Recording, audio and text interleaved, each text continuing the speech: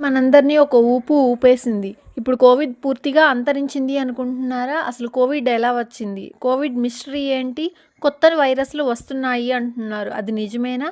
రండి వీడియోని పూర్తిగా చూసేయండి.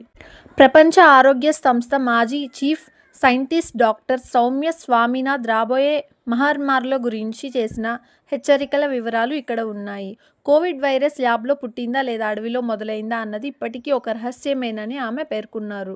గ్లోబల్ వార్మింగ్ మరియు వాతావరణ మార్పుల వల్ల జంతువులు తమ సహజ నివాసాలను కోల్పోయి మనుషుల ఆవాసాల వైపు వస్తున్నాయి. దీనివల్ల జంతువుల నుండి మనుషులకు వైరస్లు సోకే ప్రమాదం పెరుగుతుంది.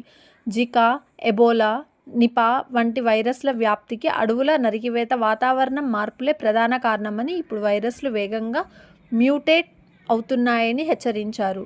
వరదలు, కరువుల వల్ల ప్రజలు ఒక ప్రాంతం నుండి మరో ప్రాంతానికి వలస వెళ్లడం వల్ల వైరస్లు సరిహద్దులు దాటి సులభంగా వ్యాప్తి చెందుతున్నాయి.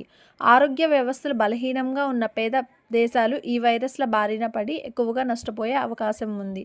మనం ఇప్పటికీ అడవుల నరికివేతను, కార్బన్ ఉద్గారాలను తగ్గించకపోతే తదుపరి మహమ్మారికి మనమే దారులు వేసినట్లవుతుందని చెప్తున్నారు. ఇలాంటి మరింత ఆధ్యాత్మిక విషయాల కోసం మన ఛానల్‌ను సబ్స్క్రైబ్ చేసుకోండి.